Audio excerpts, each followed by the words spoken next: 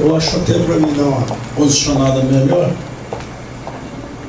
é só ir apresentando, né? O sindicato, e cada um se apresenta rapidamente.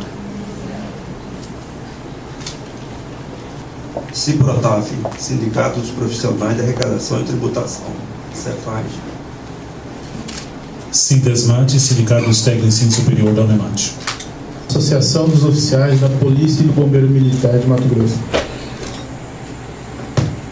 Simpaig, Sindicato dos Profissionais da Área Instrumental do Governo.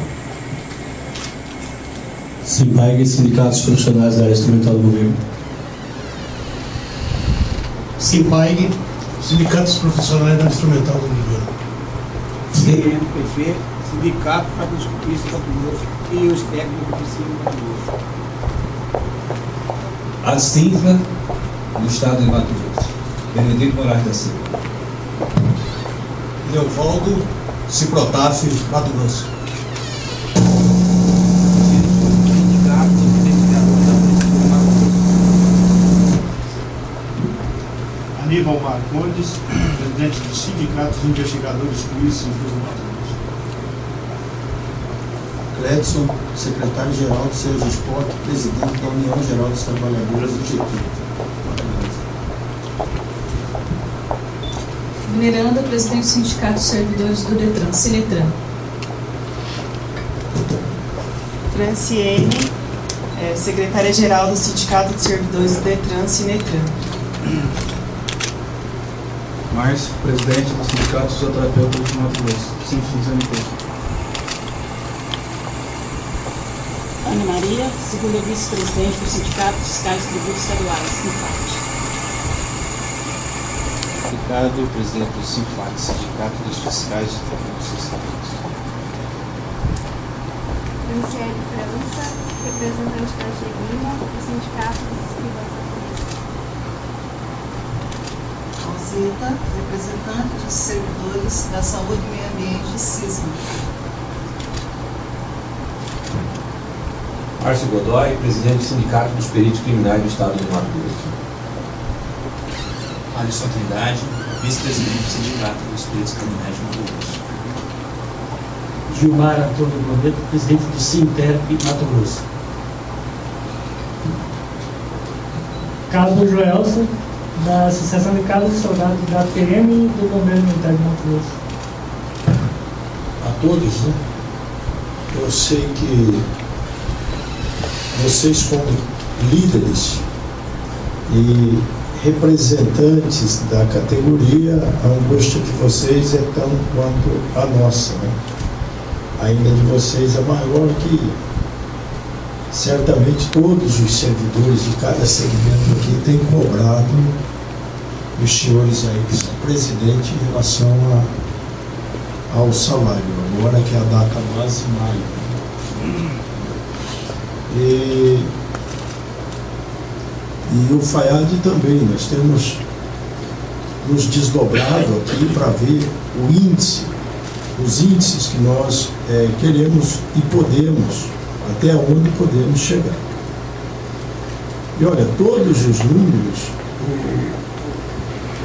eu vejo sempre quando você se depara com números e começa a debater o que é melhor e qual é a necessidade real ou o pleito de cada categoria, é lógico que todos querem o máximo. Eu afirmo a vocês que eu tenho falado, eu não acredito que nenhum gestor público que é eleito, ele não queira dar o aumento o máximo possível, né?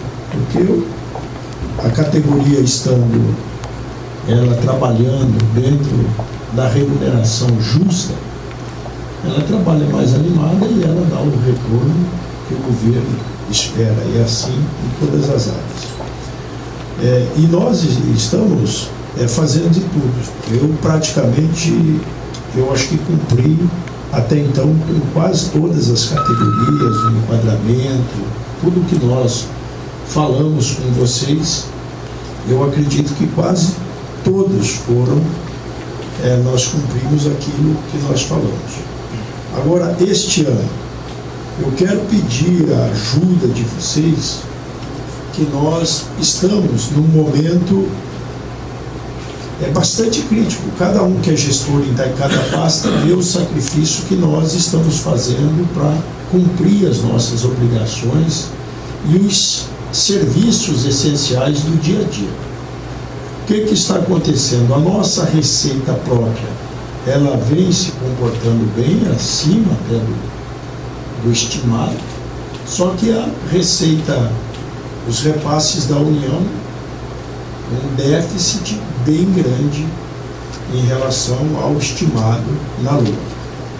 E aí, a LOA, o que foi estimado para a reposição salarial era 4,5%. Tá? Só que a inflação deu 6,17%. É isso? 6,17%.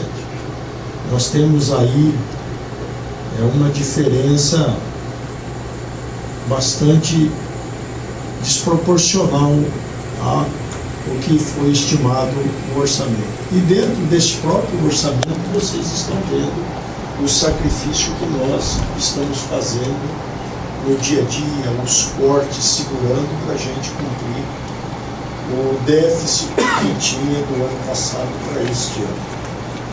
Eu acredito se trabalhar muito firme e contando com o apoio dos senhores, espero que a Receita ainda reaja e o governo federal repõe de alguma forma essa perda que vem tendo aí durante esse ano, que chega quase a 30% a menos do que o estimado no orçamento. Hoje, se você fazer uma avaliação deste quadrimestre, eu não sei não, é perigoso da negativa. Colocando os dois juntos, a avaliação perigosa, ela dá aí 0,5% a 1% negativo do orçamento. Vocês, principalmente aqueles que trabalham com números, vão deparar isso. E eu pedi para o Marcelo agilizar com a equipe econômica essa divulgação desse quadrimestre. É lógico que, além disso, eu tenho na área de educação, que é uma estrutura pesada também, a necessidade de chegar ao piso, o teto do salário nacional, o piso, que é uma diferença que chega próximo aí, quase 8%, né?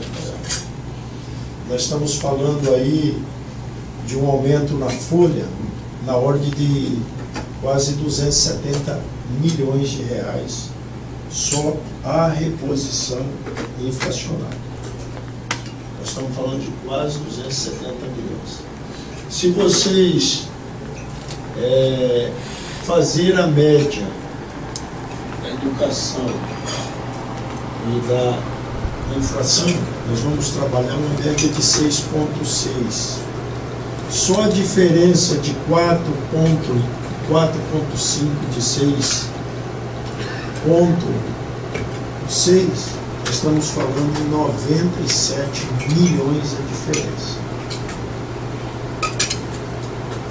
É um volume preocupante para quem está trabalhando com um orçamento que não tem uma sinalização até então positiva. Eu queria ouvir algum de vocês aí, não sei quem representa o todo, ou nos 2 ou 3, para me ver qual que é a opinião de vocês em relação a isso que eu estou colocando. Governador, nós tínhamos marcado, né, inicialmente essa pauta, essa reunião com o secretário, porque nós temos algumas pautas para tratar, né? Principalmente essa questão da reposição inflacionária, que é uma coisa que já está sendo cobrada pela nossa base, né, há um mês. O senhor não falou até o momento qual que é o percentual que o Estado irá repor para os servidores, né? Eu falei. O senhor falou... Eu falei os números. Não, o senhor falou os números, mas o senhor não falou exatamente qual que é o percentual, porque assim, é natural, né, que nós tenhamos toda a reposição inflacionária, né, recomposto nos nossos salários. É o mínimo que a gente espera, na verdade. Hoje de manhã nós já estivemos lá, né, vários nossos colegas aqui não puderam comparecer, estavam já com outras agendas, marcados outros compromissos. Estivemos lá na Assembleia Legislativa hoje justamente questionando os incentivos fiscais, né, a lista ultra secreta que nós estamos tendo aqui no Estado, porque a SIC se recusa a passar para nós. E... primeiro vamos fazer o seguinte, eu acho que vocês têm que se ater a isso sim, mas não é verdade que é ultra secreta. Nós entregamos para a Assembleia Legislativa a relação de todos os incentivados. E eles não passaram. Se eles não divulgaram para vocês, se eles me pediram, eu mandei para a Assembleia Legislativa. Nós mandamos um ofício para a SIC, eles também negaram. Tanto é que não é ultra secreto, você me desculpa, mas todo incentivo divulgado no Diário Oficial do Estado. Todos, absolutamente todas as empresas incentivadas, está lá, quando ela recebeu e quanto foram os incentivos. Mas isso também, às vezes a empresa recebe durante anos, né? Acho que seria mais transparente ainda, colaboraria mais. Quantos anos ela Pois é, mas deveria ter uma relação no site da SIC ou da Cefaz.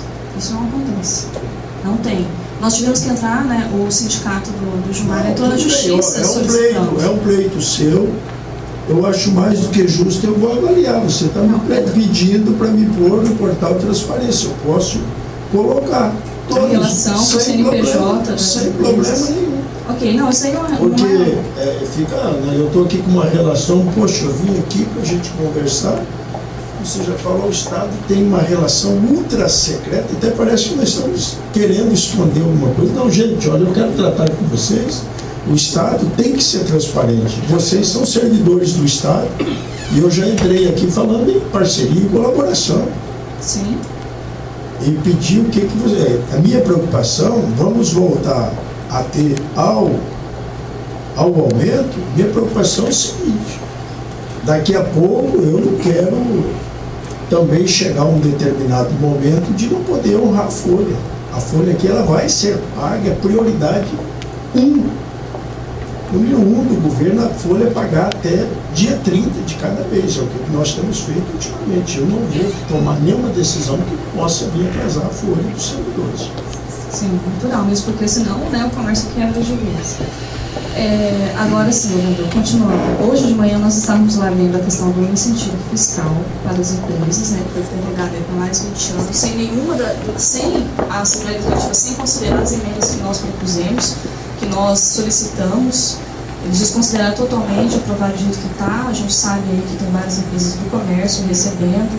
Isso daí deu um total de 1 bilhão e 800 milhões no ano passado. Então, com certeza é algo insustentável para o governo, com certeza. Só que não é a classe trabalhadora que vai resolver esse problema. Nós até sugerimos hoje de manhã. Até falamos, apontamos, porque esse 1 bilhão e 800 fez muita falta no ano passado, porque a população está indo buscar os serviços básicos, que são obrigação do Estado, e não estão encontrando. As entidades, todos os órgãos estão sucateados. Então, por conta disso, nós fizemos esse encaminhamento lá na Assembleia Legislativa há quase um mês, protocolamos no dia 11 de abril, justamente para ser um dos problemas que a gente sabe que o Estado está passando. Agora, o que não pode, né, é qualquer tipo de ajuste fiscal às custas somente da classe trabalhadora, no caso especificamente aqui dos servidores públicos efetivos, em prol dos empresários.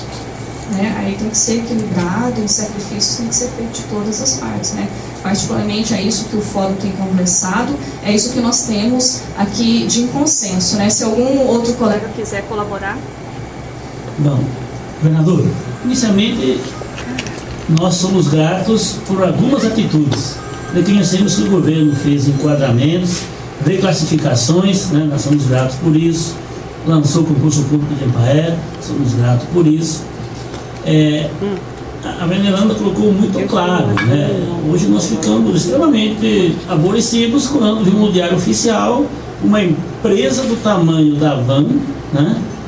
No nosso entendimento, ela vai deixar de recolher milhões para o Estado e vai sufocar o pequeno comerciante. Então isso eu acho que não é democrático, é uma deslealdade com o trabalhador, quando o trabalhador que eu falo não é só o público, o trabalhador, o pequeno comerciante no estado de Mato Grosso. Mas eu acredito que esse índice, governador, o senhor colocou, eu entendi, 4,5, mas não são todas as categorias que vão ter a inflação cheia, né? São só algumas. Então eu acredito, como foi feito um pacto lá atrás, eu não sei quantas categorias aqui que vão ter direito ao índice cheio. Por exemplo, nós temos um acordo coletivo com o governo, registrado no Ministério do Trabalho, onde temos direito ao índice cheio da inflação. Tem categorias aqui que vai ter 0,2%, 0,1% da inflação. Não sei se o governo levou isso em consideração. Voltamos. Vocês não conseguiram avançar na Assembleia, né? Essa mensagem, iniciativa lá, ainda ela vai chegar aqui. Incentivos não fui eu que inventei. Isso aqui é desde o governo grande. O que está se discutindo aí hoje? Eu vou ver essa questão da van. Eu queria que o Pedro falasse um pouco desse incentivo que o Pedro Nadaf passou lá, nosso secretário, 145. Bom, boa tarde a todos e a todas. Eu quero esclarecer algumas situações aqui sobre a questão dos números colocados para cima.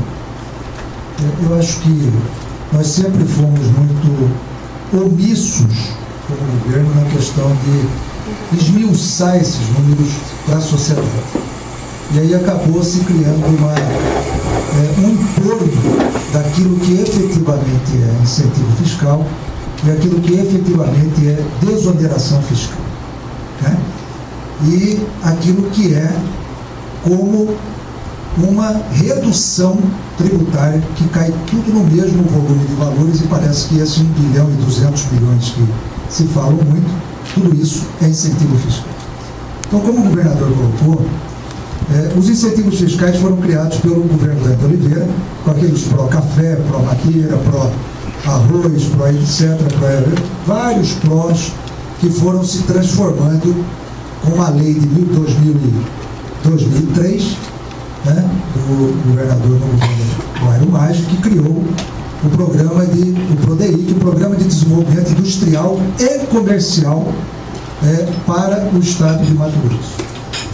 E aí as empresas foram se inserindo dentro do programa, né?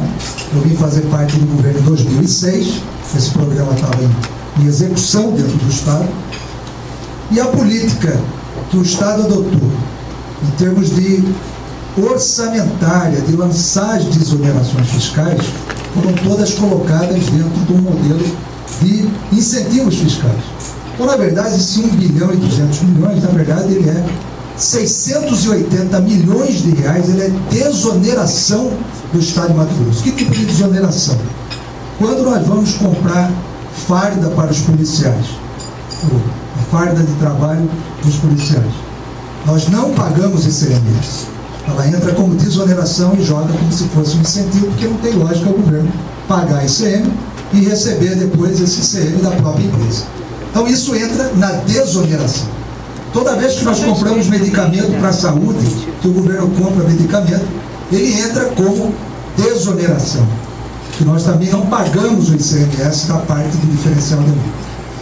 E isso tudo, se vocês pegarem a nossa prestação de contas pela CEPLAN, isso está especificado.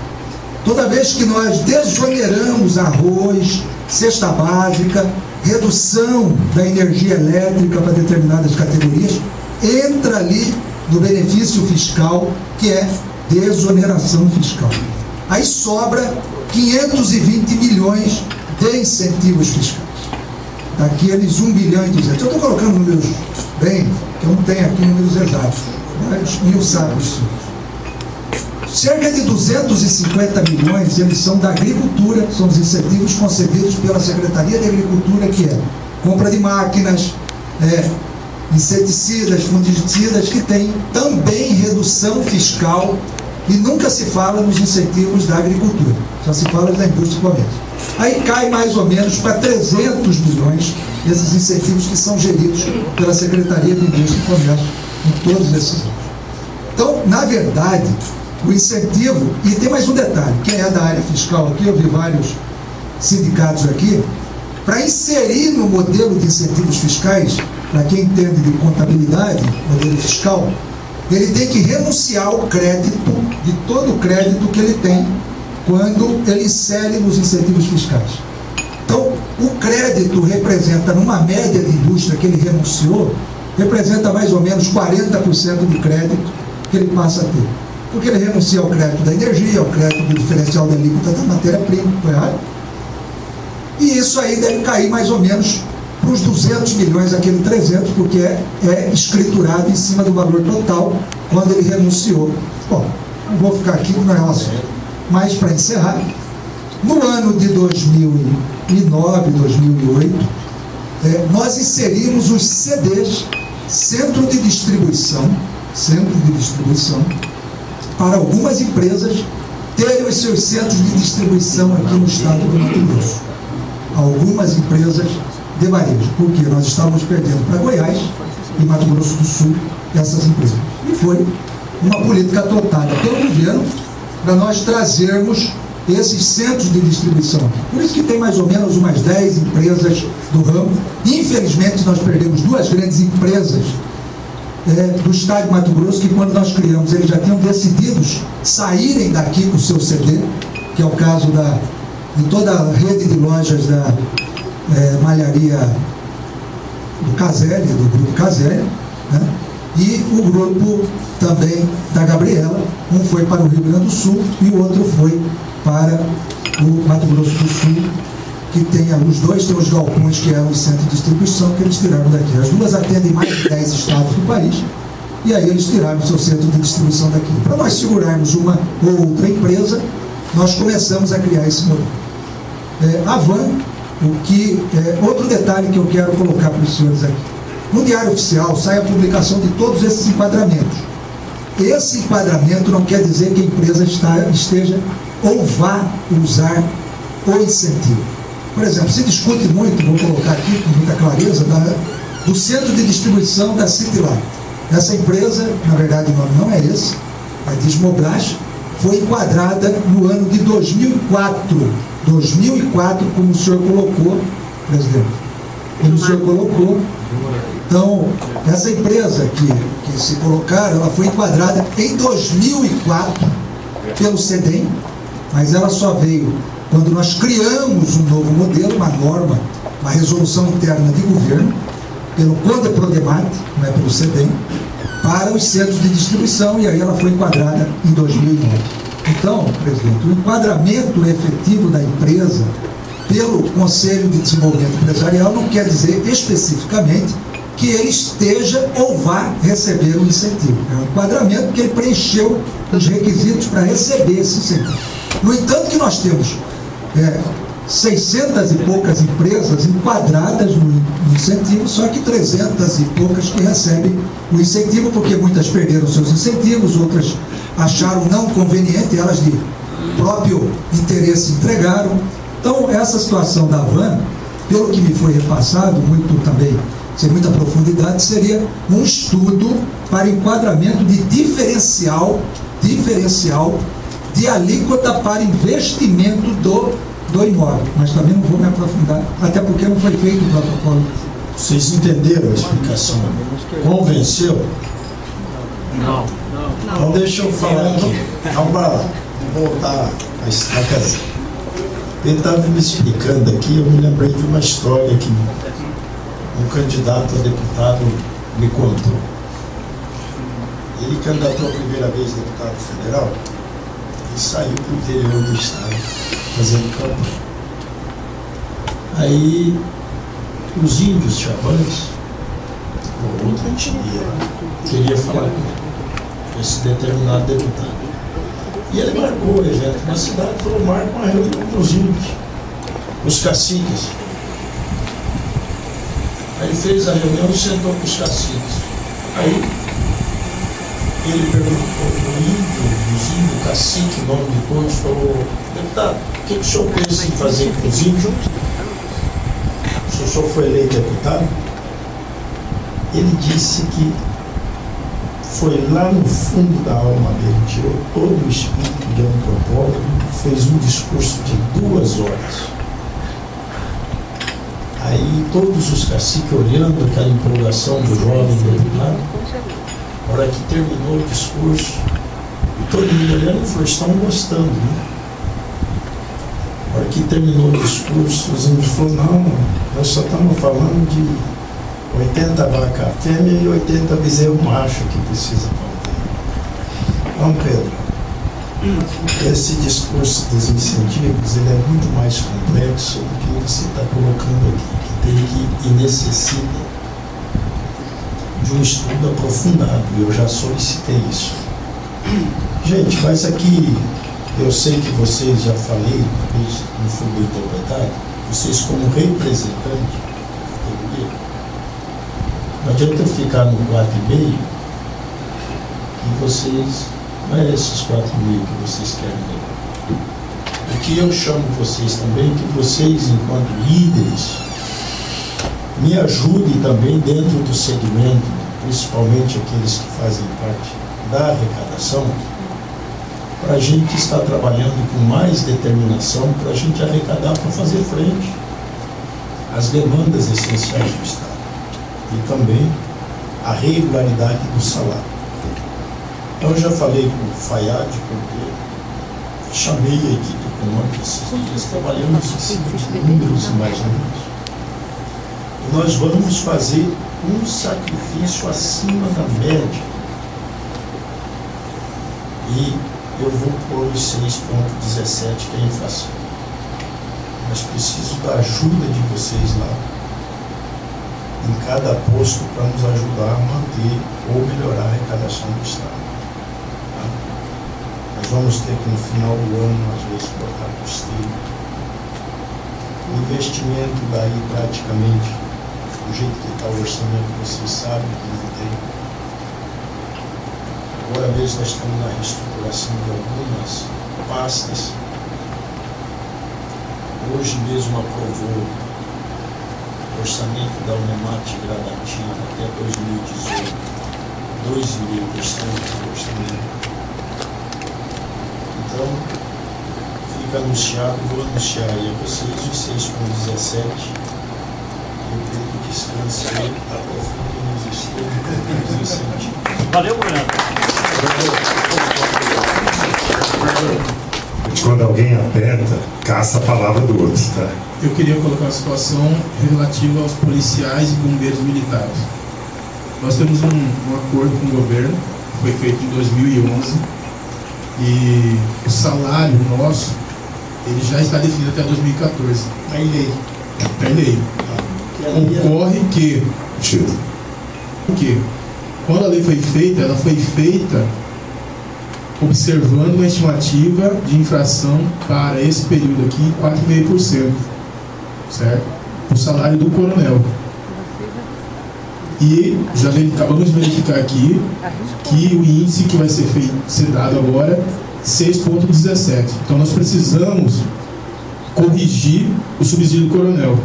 Ocorre que o salário do coronel, o salário de todos os policiais é vinculado ao salário do coronel. Então, para que essa correção seja feita de maneira correta, nós precisamos fazer uma mensagem de lei para ser encaminhada urgente para a Assembleia, para que agora, quando sair o salário de maio, isso já seja efetivado, para que os policiais não fiquem no prejuízo. O salário nosso já está em lei. Já está em lei. Na lei está lá o salário de todo mundo. O salário do coronel está recebendo 4,5. 4,5. Já está lá o salário dele definido. Com esse índice, o salário do coronel tem que receber os 6,17. Tem que receber uma diferença. Como o salário de todos nós é vinculado ao do coronel, essa diferença também ela tem que ser repassada. Foi feita uma lei específica para a questão da Polícia Militar. Esta lei prevê em torno de 10% de reajuste esse ano. Para algumas graduações 10, para outras 8 e para o coronel 4,5. Vou fazer o seguinte, nós nos reunimos para definir essa questão específica de vocês, para não ficar uma reunião. Vamos põe todos 4,5. Vamos colocar todos 20%. A gente senta com você, nós sentamos com você depois na secretaria para definir a tua questão para particular. Que eu ia anunciar o salário pela insistência do Fayad e da ampla discussão que ele travou com vocês. Isso é verdade. Mas ele veio ali agora para a minha decisão, ele pediu para o vereador, eles querem conversar com o senhor. Eu falei, tá bom, você viu minha agenda aqui, Fayad. Porque se ele tivesse falado antes para mim, que tinha que ter essa agenda aqui hoje, eu tinha reservado aí a minha agenda. Então eu vou te ouvir, depois se vocês quiserem conversar mais, fique aqui o Fayad, o Pedro. É referente ao INDE Intermate Cedral. Como o senhor mesmo disse, nós precisamos alavancar a arrecadação, certo? Com isso, a gente precisa também de estrutura. Como o senhor vê mesmo, eu acho que os secretários têm conhecimento, o INDEA vem ultrapassando o orçamento dele. Mas nós não vemos conseguindo colocar em prática o que o senhor acabou de dizer, arrecadar mais. Não estamos conseguindo fazer as nossas atividades em todo o campo referente à falta de estrutura ainda. Com isso, eu gostaria que o senhor desse uma olhada no INDEA e no Intermate, na CEDRAF, referente à nossa falta de estrutura. E sobre também a reestruturação do INDEA, que foi o que está na Assembleia lá, a retirada dos núcleos. Como a gente já tinha acordado isso, está lá, mas eu gostaria de saber do senhor se a estrutura do INDEA, como está chamado, né, Fayad, Projeto Rosa, como que iria ficar esse projeto, se vai dar continuidade ou não. Todo o orçamento, todo, sem exceção, de cada pasta, Marcel está me garantindo que executa 95%. Tá? Sem exceção. O que vai executar é que vocês têm alguns que são pessimistas demais. Nós estamos entrando no 5º mês. Tá? Nós temos 8 meses aí para concluir. Então, ele está me garantindo, eu fui claro aqui, meu objetivo, o Marcel está me garantindo que executa 95%. Objetivando, INDEA, foi sentado com a Maria Auxiliadora, ela colocou um planejamento e está começando a executar o planejamento que ela colocou. Ok? Processo Rosa, nós vamos no andamento, estamos continuando, estamos conversando sobre isso. Gente, olha, sucesso, um abraço, tenha mãe, feliz Dia das Mães. Obrigada. Tenha paz, faça o papel de mãe. Só lembrar, governador, faço parte do grupo TAF, eu, colega do TAF também, do Evaldo, está ali. Só lembrar, o Fayad já tomou conhecimento dessa pendência que a gente tem. Nós temos uma pendência desde 2011 e a gente gostaria de retomar essa discussão que na época foi travada com o secretário de administração. Foi acordado um reajuste e nós não recebemos esse reajuste de 2011. Acordado comigo. Sim. E nós não recebemos. Então nós precisamos retomar essa discussão. Vocês acharam que foi uma outra conquista da história, tanto os antigos como os inativos. E hoje eu estou sendo acionado na justiça.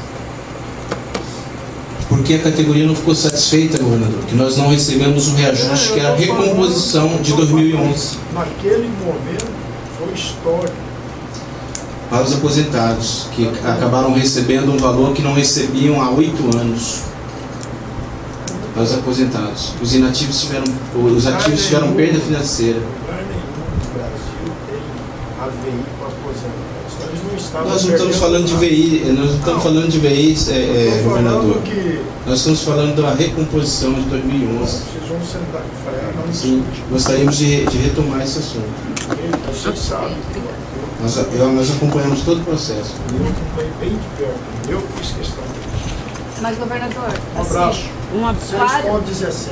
Várias entidades aqui têm sugestões de aumento de arrecadação. Depois, se a gente Vamos puder fazer tratar o seguinte, vamos marcar uma reunião para nós tratarmos dessa sugestão do Estado. Todo mundo vai ajudar. Ok, obrigado. Um abraço, gente. Obrigado.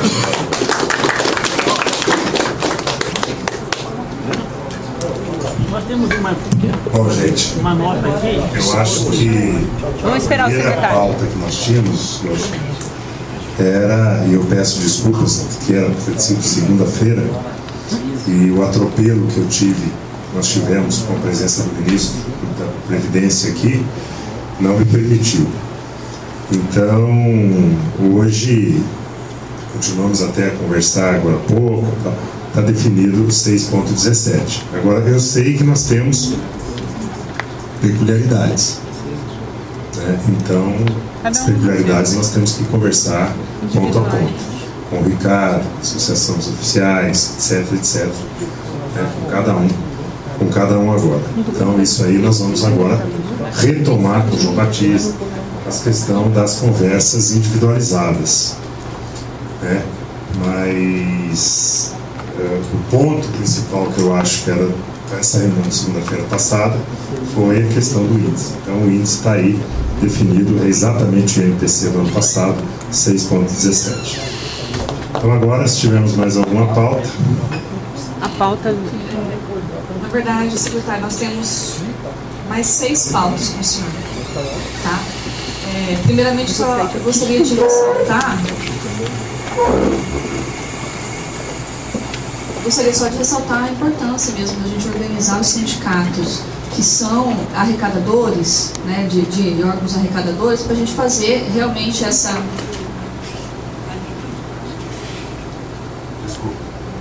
Para a gente fazer realmente essa reunião com o governador, que eu acho assim, tem as entidades aqui que trabalham nos órgãos arrecadadores, o senhor sabe que nós temos várias sugestões que podem, né, contribuir aí para a arrecadação. Não de onerar ainda mais o contribuinte, porque ele não aguenta mais, mas é só mesmo de fechar os ralos que estão por aí, né? O Detran já deu várias sugestões, né? No nosso sindicato, e aí a gente poderia avaliar isso. Bom, Teria como colocar isso numa reunião nesse local? Sim, a gente providencia. Mas colocaríamos isso no papel para iniciar essa discussão. Ok, a gente... Vou fazer o providencial ofício, aí a gente já encaminha para o senhor. Tá? Nós temos aqui como segunda pauta, secretário, a questão de definir como é que ficou o setor lá que vai ser responsável pela questão do repasse do imposto sindical. Né? Se já está definido, se já está oficializado, para quem que a gente manda o ofício, como que vai ser? Boa tarde. Nós estamos finalizando o quantitativo para repassar para vocês. Semana passada nós tivemos uma implantação nova da versão do SEAP e isso fez atrasar esses números para estar passando para vocês. É sob minha responsabilidade, até no máximo segunda-feira a gente vai estar com esses números para o secretário estar passando a vocês. Então, qualquer ofício, vocês podem estar caminhando para mim. Como? Deputado Carlos Bezerra, obrigado pela presença. Sentar conosco, deputado. Faiado. Deputado, por favor.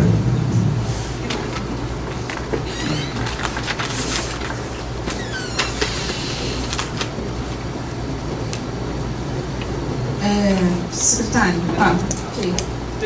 Sobre esse assunto? Ok, a palavra está com o Edmundo. O Cláudio, o secretário Faiado também. Boa tarde, deputado Carlos Bezerra. A respeito dessa consignação, contribuição obrigatória. O nosso sindicato, ele não possui ainda a carta sindical. Não possui, não é por inoperância do sindicato, mas sim por uma estratégia do governo federal, lá do Ministério do Trabalho, que virou uma baderna uns 2 anos atrás, que não tinha ninguém para assinar nossa carta. Está na mesa do superintendente e não assina. E como é que é a ideia de vocês para repassar esse dinheiro para a pessoa que não tem carta sindical? Que nós sempre estamos recebendo através de convênio com a Federação dos Servidores Públicos. Não vai ser diferente do ano passado. Inclusive, conversei com a Zenira sobre o caso de vocês, ela me explicou como foi, então não é diferente do ano passado, que a gente tem que seguir o regime da CLT, então não muda não, tá? Então quer dizer que nós vamos ter que firmar outro convênio e entrar aí, senão vão mandar para a Caixa Econômica. Se cair lá, não estão fritos, viu? Desculpa, né? Quem paga é a Caixa Econômica de novo. Não. Correto, mas ele já paga lá por entidade. Vai lá o Simpag, assim como funcionou ano passado, viu, Cássio? Se for assim, tá ótimo para nós.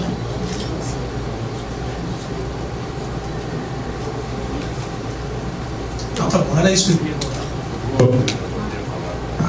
Para o governador Carlos Bezerra. Bom, vou expressar minha solidariedade a vocês, né, que são trabalhadores, não salariados, portanto são trabalhadores. Eu acho que eu sempre tive essa compreensão como homem público. Eu já fui prefeito 2 vezes, fui governador do estado. Aqui deve ter alguns que, da época do meu governo, que é da época do meu governo, aí levanta o braço. Muitos, né? Vocês se lembram da... Eu acho que a sociedade mato-grossense não estava preparada para aqueles avanços todos que nós tivemos no nosso governo. A começar do funcionamento. Né? Alguns professores saíram de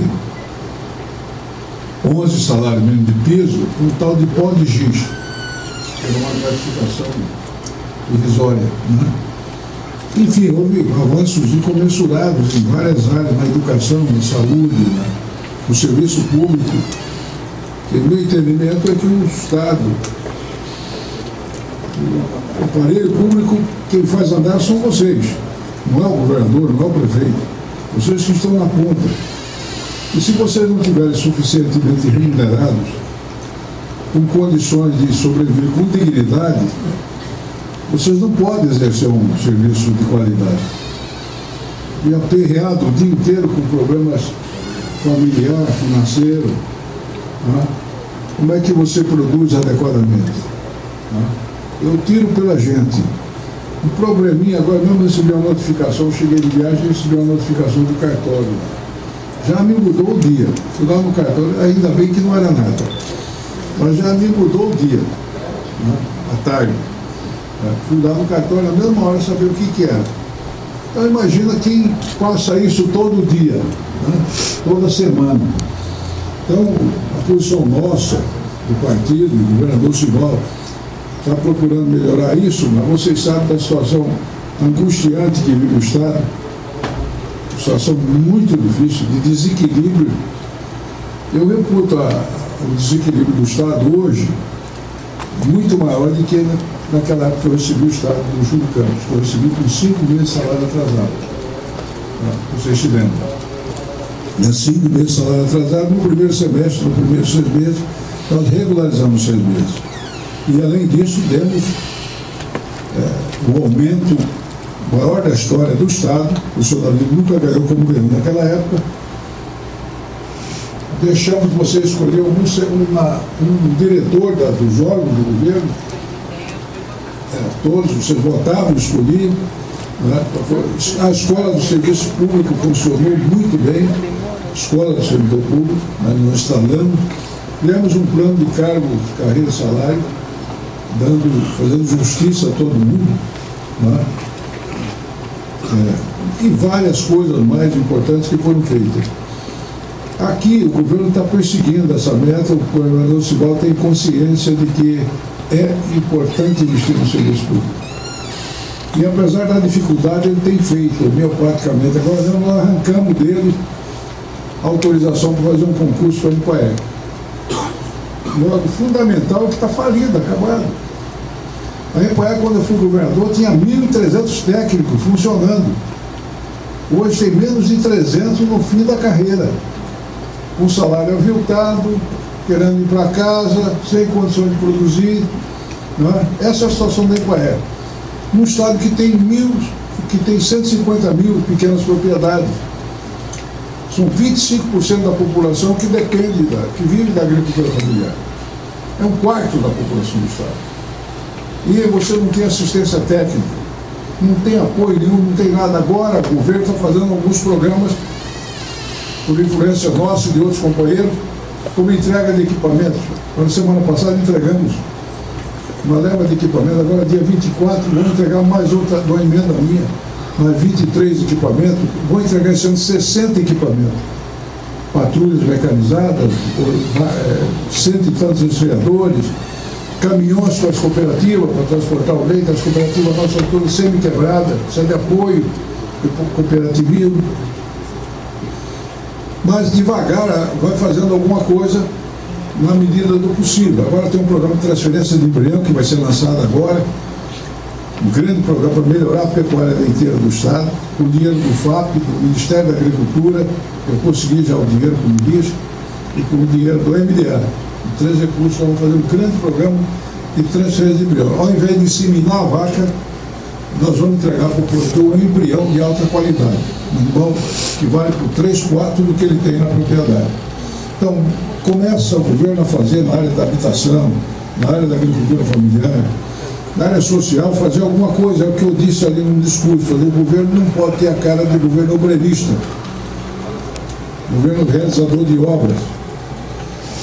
A finalidade maior do governo é a questão social, é o homem. Não adianta você ter uma rua asfaltada de pedrinha, de brilhante e milhões de miseráveis em torno dela, passando necessidade de toda espécie. A primeira coisa de um governo sério é o homem. Né? E essa meta, devagar, o governo, apesar das dificuldades todas, esses 2 primeiros anos foram terríveis, eu acompanhei de perto. Né? A carência de recursos, o Estado com um déficit brutal, o maior déficit da história do Estado, né? Que está sendo proposto, corrigido. Né? Mas eu acho que o Estado de Mato Grosso não volta mais para trás.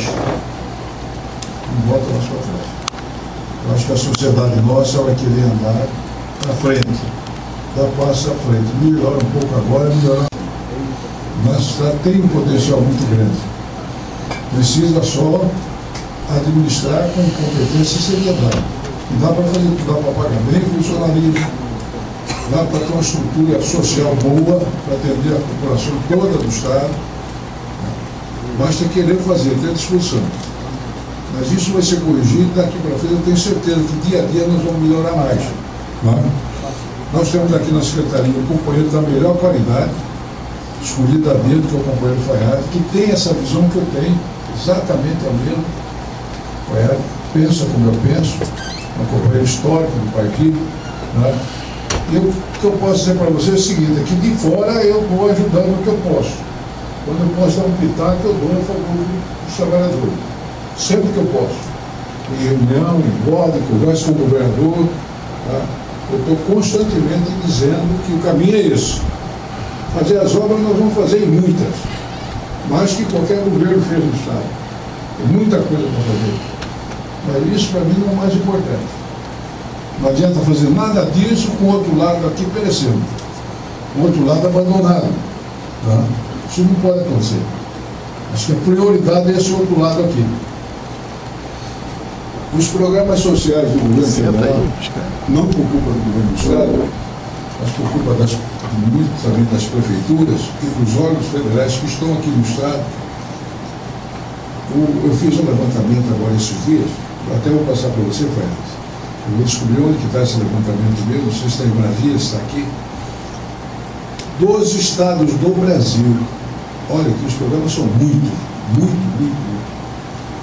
Dos estados do Brasil é o que menos ofere os programas sociais do governo federal. Nós estamos colocados em último lugar. E o dinheiro do governo federal que está disponível lá não chega aqui. Não chega aqui. Nós somos o estado mais ineficiente do Brasil. Nós perdemos para o Acre, perdemos para Amapá, para Roraima, para Rondônia, perdemos para todo mundo. O dinheiro chega. Então, falta competência dos gestores municipais, dos gestores federais que estão aqui, o INCRA, por exemplo, que tem uma plena do programa do INCRA. Mas o INCRA aqui, até a sede do INCRA é uma vergonha. Eu falei para o ministro, é uma vergonha. Está lá demolido para reformar. Não sei se vocês têm passado lá em frente. Está lá no chão batido. A porta do órgão federal. Veio dinheiro, não aplicado, não souber, sei lá, o bolo, está lá Uma vergonha que ele está há mais de um ano aqui lá, daquele jeito. Né? Então, o Mato Grosso precisa melhorar muito, e o serviço público é fundamental. Sem serviço, eu estou vendo a dificuldade que o Estado tem hoje no serviço público. Eu andei tentando fazer algumas coisas com o Estado esse ano, umas parcerias, e olha, porque eu estou acompanhado, sabe disso, eu estou acompanhando de perto, marcação homem a homem, senão não saía nada. Ou se saísse, ia sair tudo errado. Tudo ao contrário do que eu estava propondo. Nem é por má fé, não, é por incompetência. Eu até algum caso que eu achava que era corrupção, que era bandareira mesmo, o cara estava atrás de dinheiro, mas no final eu disse, você não pode prejudicar ninguém. Não era era incompetência mesmo. Eu fui fundo do poço para ver onde que era, onde que estava. Cheguei até a falar com o governador um dia, confidenciar com ele. Mas aí eu aprofundei mais e vi que era total incompetência, não era nem corrupção. Então o Estado, a máquina do Estado precisa melhorar muito. O serviço público precisa melhorar muito. Está muito aquém do desejado. Então, só para cumprimentar a todos aí, desejar felicidade, o governador anunciou o seguinte aqui de 7,17. 6,17. Eu vi o 7 no final aqui. 6,17. Se o governador pudesse, ele dava muito mais para você, eu tenho certeza. Ele está nessa causa também. A gente conversa com ele diariamente sobre isso. Eu, o Faiado, vocês têm advogados lá. É que a coisa está difícil, mas difícil não. Então, felicidade a todos. Eu não quero atrapalhar a reunião de vocês. Eu vou ter que ir falar com o governador e vou ter que conversar com os líderes do PT, porque nós abrimos uma reunião, temos que reacertar essa reunião hoje. Tá? E vou conversar com eles agora, estamos esperando. E também vou conversar com o vice-governador, que está me aguardando para a conversa. Felicidade a todos aí, muito obrigado. Tá, vamos dizer o seguinte, o melhor projeto seu, o senhor esqueceu de anunciar aqui, que é a PEC das domésticas. Das domésticas, exatamente. Me desculpe, o Chico lembrou aqui muito bem. E até muitos falam, por que você não sai da vida pública? Você tem que sair, tá? Eu estou no 8º mandato, efetivamente. Né? Mas que panela velha é quem faz comida boa. Né? Você vai adquirindo experiência, vivência. Né? Essa PEC das domésticas foi uma redenção, esse é o maior projeto da minha vida pública. Eu fiz muita coisa para muita gente, mas nada igual isso aí. Não sei se vocês sabem a situação das domésticas no Brasil. 50% das domésticas do Brasil trabalham 7 dias por semana, não tem um dia de folga. Mais de 50% não é tido como pessoa, é tido como coisa. Família, principalmente no norte e no nordeste, a família tem a doméstica como uma propriedade. Como tem um cavalo, tem um cachorro, é uma coisa. É a continuação da escravidão no Brasil, que não acabou. É um rabo da escravidão. Tá? É a segunda lei áurea. Eu acho que acho que foi o Pedro Simão que disse lá que essa é a segunda lei áurea. Se não me engano, foi o Pedro Simão que disse lá no discurso. Eu fui homenageado pelo Congresso por essa emenda. Então, o que ocorreu? A Constituição nossa coloca lá, eu não fui constituinte em 88, não estava lá. Eu era governador. Mas eles colocaram lá que todos são iguais perante a lei. Isso é a abertura da Constituição. Logo em seguida, artigo 7º lá, coloca um parágrafo, quando fala dos trabalhadores, que as domésticas não têm o mesmo direito dos demais trabalhadores. Elas estão fora dos direitos trabalhistas. Ora, se todos são iguais perante a lei, logo em seguida você discrimina milhões e milhões de trabalhadores. É um contrassenso. E eu sempre fui indignado com relação a isso. Né? E o Lula, o presidente Lula, eu achei que ele ia resolver esse problema. Do governo dele. Ele até que teve vontade, tentou, criou uma comissão interministerial, essa comissão reunia todo mês, reunia, não resolvia nada, até que a área econômica do governo começou a parecer contrário, contra porque ia gerar desemprego, contra por isso, contra por aquilo, e com o parecer deles o Lula recuou, engavetou o assunto. Quando ele engavetou o assunto, vereador não vou deixar esse assunto morrer. Eu vou fazer uma emenda para deixar isso aqui no Congresso, para debater aqui no Congresso. E apresentei a emenda e comecei a dialogar. Graças a Deus, uma coisa que eu tenho é respeitabilidade e credibilidade, porque eu sou um homem que estou lá há muitos anos, nunca mudei de partido, eu sou fundador do MDB, e não só do meu partido, mas de todos os partidos. Quando eu sento para conversar, todo mundo presta atenção, me leva a sério. E comecei a articular e conversar sobre essa emenda. E foi dando certo, eu sozinho. O presidente da minha comissão de Constituição e Justiça, que foi fundamental, abraçou a causa junto comigo. No final, a emenda parecia que era mais dele do que minha, o João Paulo, do PT de São Paulo. Trabalhou como um leão para aprovar a emenda, nós aprovamos na comissão, com a ajuda dele. Posteriormente, ela foi para o presidente da Câmara, criar a comissão especial.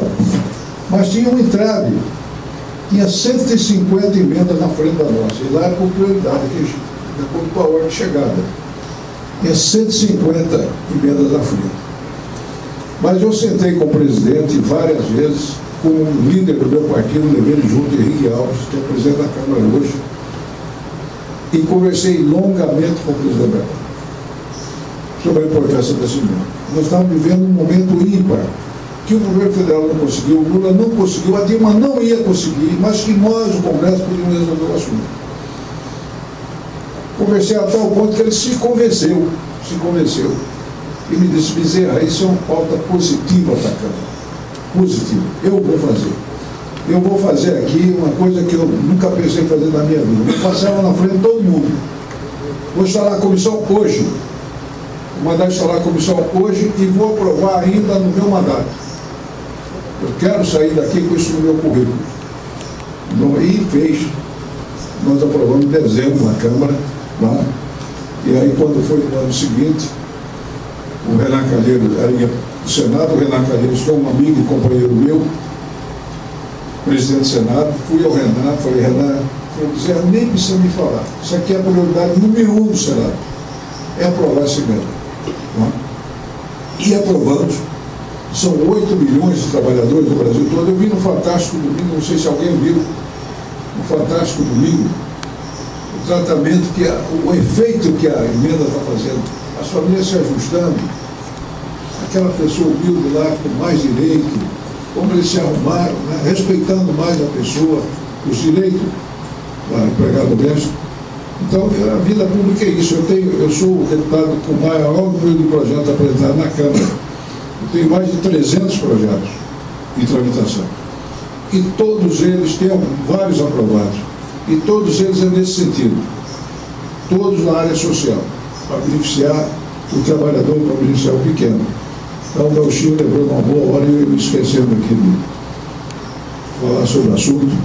Mas é isso. Mas nós estamos nessa luta aí em favor da sociedade, para ter uma sociedade cada vez mais justa, cada vez melhor. Obrigado.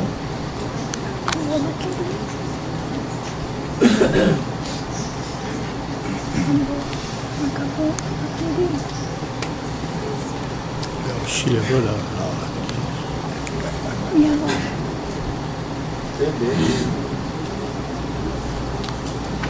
Essa é a minha?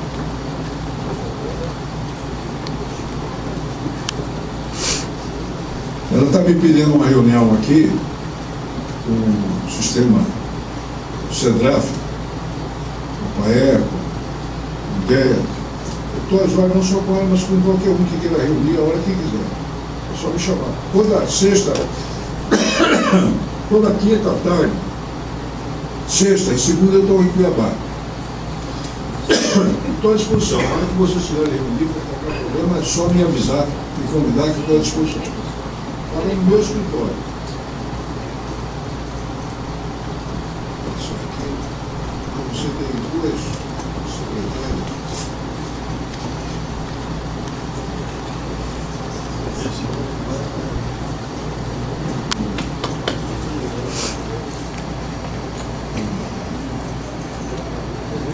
Cadê? Eu peguei.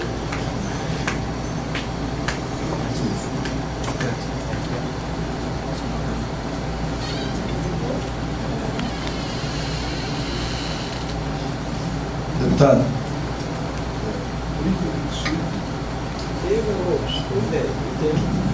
3025?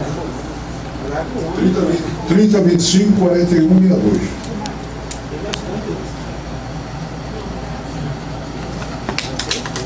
Ok, um abraço a todos.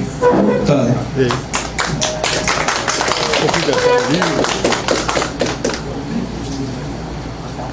Não tem bateria.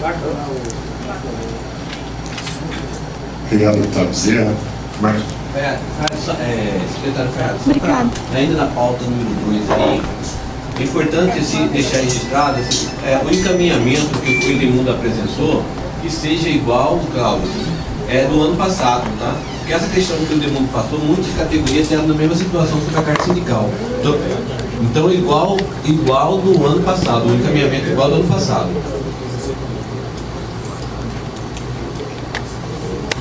Vai ser igual do ano passado, segundo ele está falando.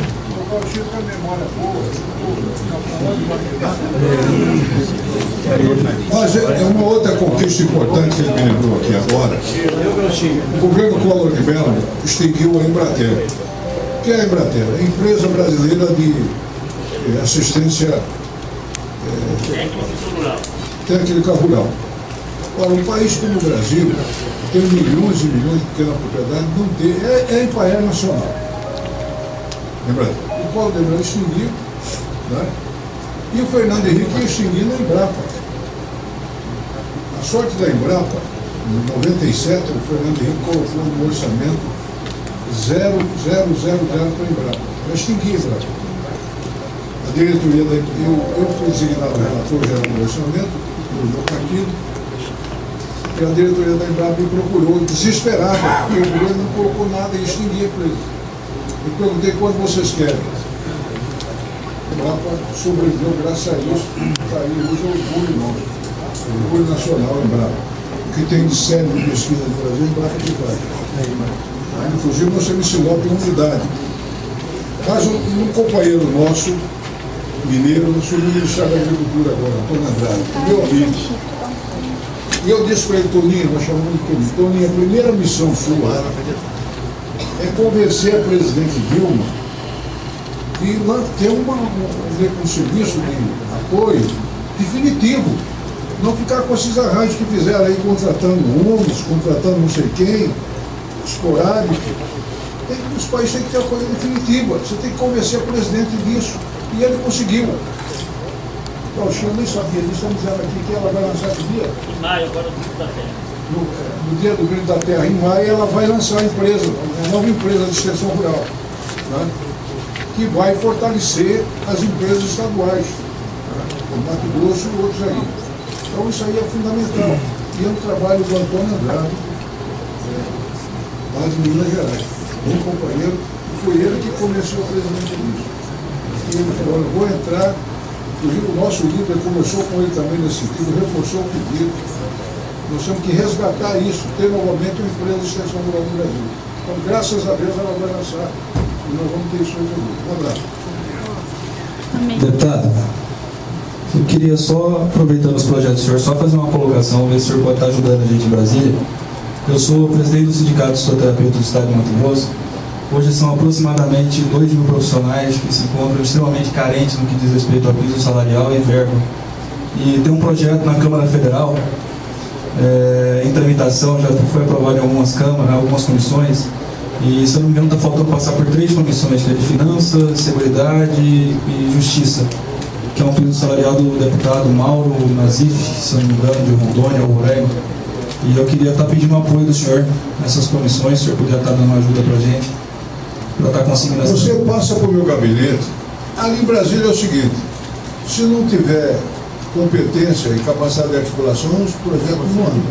Por isso que eu estou pedindo. Mas se tiver quem tem competência, credibilidade, capacidade de articulação, os projetos andam. Olha, eu fiz andar sem emenda constitucional da doméstica, né?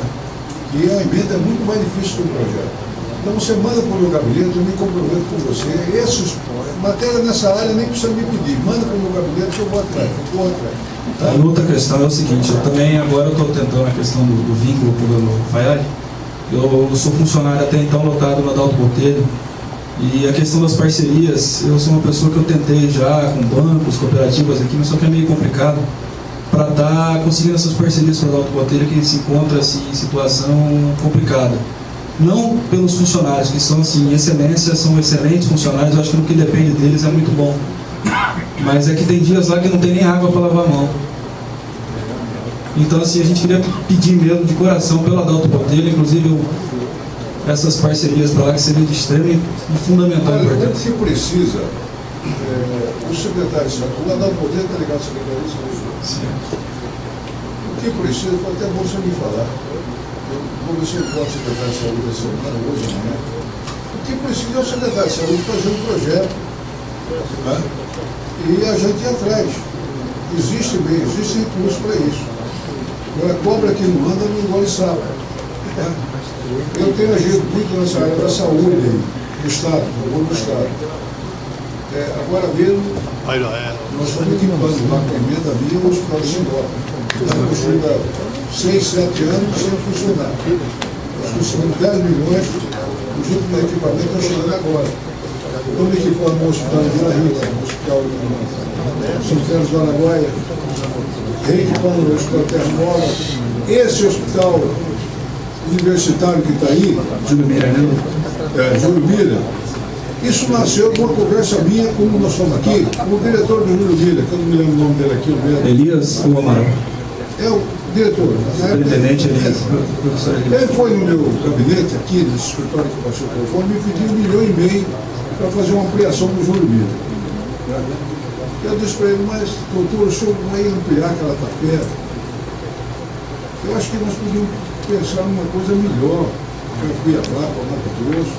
Aquilo lá é inviável, não tem jeito. Por mais que o senhor é remendo. Mas não tem dinheiro, não consegue. O senhor faz um pacto comigo? Se o senhor fizer um pacto comigo, nós vamos resolver esse problema. Não é fácil. Eu vou marcar uma audiência com o ministro da Saúde, vou levar a bancada federal, e o senhor vai levar o reitor da universidade, naquela época era o Paulo Espera. O senhor vai levar o reitor da universidade e o governador do estado. O senhor leva o reitor, o governador leva. Então eu vou levar. Marquei a audiência e ele foi com o governador, que era o Grande Baixo, e o reitor, Paulo Espera. Nesse dia, o ministro Temporão bateu o martelo e autorizou a construção do hospital de Cuiabá, que está hoje virando uma realidade. Então a coisa tem que fazer isso. A ideia é ir em frente e trabalhar. Então se você está colocando aqui, tudo é factível. Existe até recurso para isso. Né? Agora, precisa a Secretaria Estadual de Saúde aqui fazer o projeto, né, e caminhar que nós conseguimos o recurso lá em Brasília. Isso tudo é possível. Eu vou falar com o secretário de Saúde atual sobre isso. Tá? Okay. Muito obrigado. Para ele procurar dar o roteiro, né? E procurar dar uma melhorada, precisa de reforma, equipamento, essas coisas. Na medida mais reforma e utensílios de limpeza, essas coisas, e cuidados mesmo. Aí é manutenção. A manutenção aí é do cheiro do Estado. Mas equipamento definitivo, permanente, tem recurso, tem meio, tem como conseguir.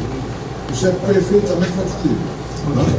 Eu vou lembrar, e você vai procurar também. Da categoria eu vou procurar o senhor, com certeza. Secretário de Saúde, eu vou falar com ele sobre a questão da autonomia. Eu tenho que falar com ele agora sobre o equipamento de vários hospitais. Eu coloquei mais ou menos 5 municípios. Vou aproveitar agora e embutir o Adalto Botelho dentro dessa conversa. Muito obrigado. Gente, então vamos dar continuidade. Bom, desculpa o corte, mas se o item 2 era a questão dos repasses, dos impostos, da conta do imposto sindical, então o Cláudio já garantiu com o Alzemir e vai ser o mesmo funcionamento do ano passado. Tá bom, Márcio? Pessoal, vamos deixar convencionado aqui a questão das inscrições das falas, tá ok?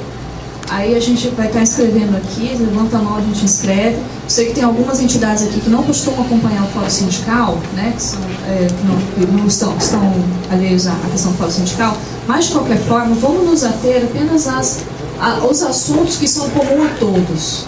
Né? Agora, as questões individuais, depois a gente trata individualmente com a autoridade que for, tá ok?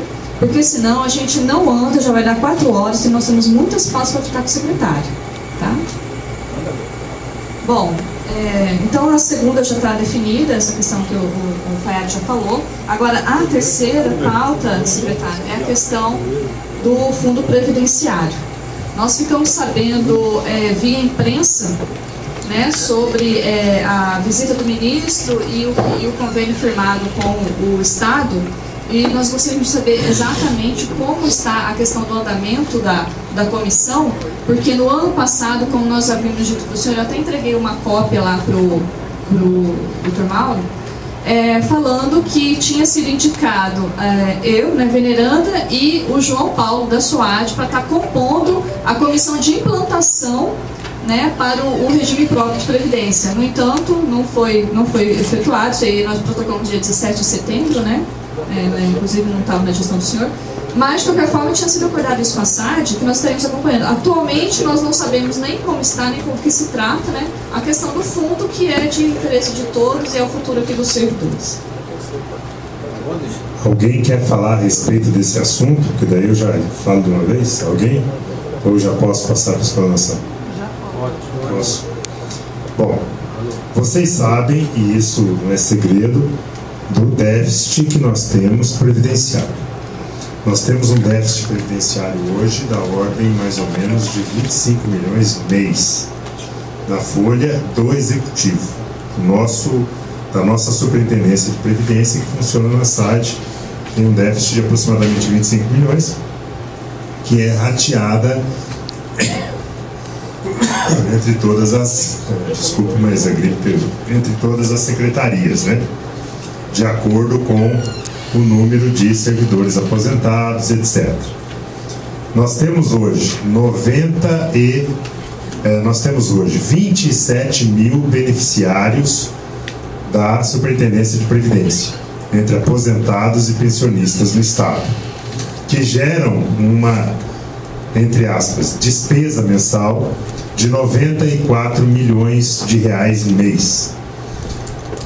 A contribuição de cada servidor, mais os 22% que o Estado paga, o servidor paga 11%, o Estado paga 22%, gera uma receita de 70 milhões mês. Então há uma falta de 24, 25 milhões por mês. Deste valor, a divisão é por secretaria, 41%. Quem paga este prejuízo, entre aspas, esse déficit, é a educação.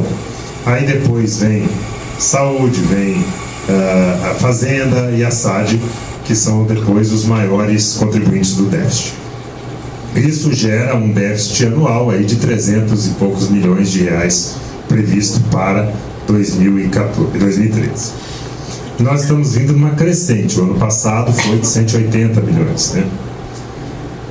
Bom, primeiro aspecto, primeira providência que nós temos que tomar: reunir todos os sistemas previdenciários dos regimes previdenciários do Estado de Mato Grosso.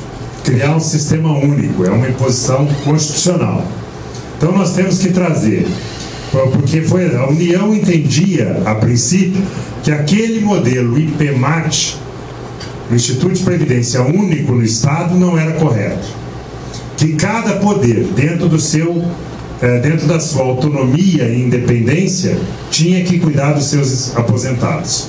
Então criou um regime próprio de previdência para o Executivo, um regime próprio para o Legislativo, um regime próprio para o Judiciário, um regime próprio para o Tribunal de Contas, para o Ministério Público e para a Defensoria. Resultado, só dividiu pobreza. Aí você pega a Defensoria, que é novo, dá um superávit, o Ministério Público um superávit razoável pouco, o resto tudo deficitário. Aí o Ministério da Previdência reconheceu o seu erro e disse: o Estado é uno, o Estado é um só. Por obrigação legal tem que reunir tudo num sistema previdenciário único de novo. Então nós estamos trabalhando para a criação do Sistema Previdenciário Único do Estado de Mato Grosso, onde irá atender todo o Estado de Mato Grosso. Estamos reunidos constantemente com os demais poderes, com os demais órgãos que eu citei, para a criação desse sistema único. É um desenho que não é fácil, porque você tem que acomodar interesses de órgãos que são diferentes entre si. Mas nós estamos chegando à conclusão de que o melhor caminho para seguirmos hoje é a criação de uma Secretaria Adjunta de Estado de Previdência, que ficaria vinculada à Secretaria de Administração. Por quê? Porque hoje nós temos o melhor arquivo, o melhor cadastro, o melhor sistema de servidores aposentados e pensionistas do Brasil, modelo inclusive que está sendo adotado pelo Ministério da Previdência para o país e para os outros estados, que funciona dentro da SAD. Por isso nós vamos transformar aquela superintendência numa Secretaria Adjunta de Previdência, onde estarão ali todos os servidores do Estado, do Judiciário, da Assembleia, etc.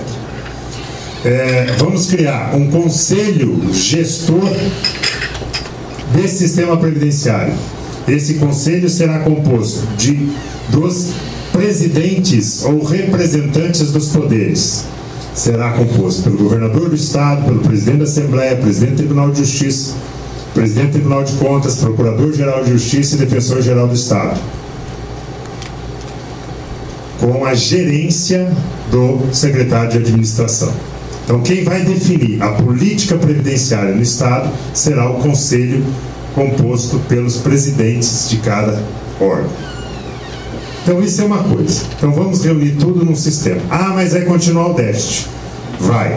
O que é que nós vamos, então, fazer para solucionar o problema do déficit? Criar um fundo previdenciário. Um fundo previdenciário composto de 2 subfundos. Um imobiliário e um mobiliário. No fundo imobiliário estarão... O fundo imobiliário será composto pelos imóveis do Estado de Mato Grosso. Quantos imóveis o Estado possui hoje? 8.500 imóveis. Então esses imóveis, nós vamos tirar uma parte deles, rural e urbana, para compor o fundo imobiliário.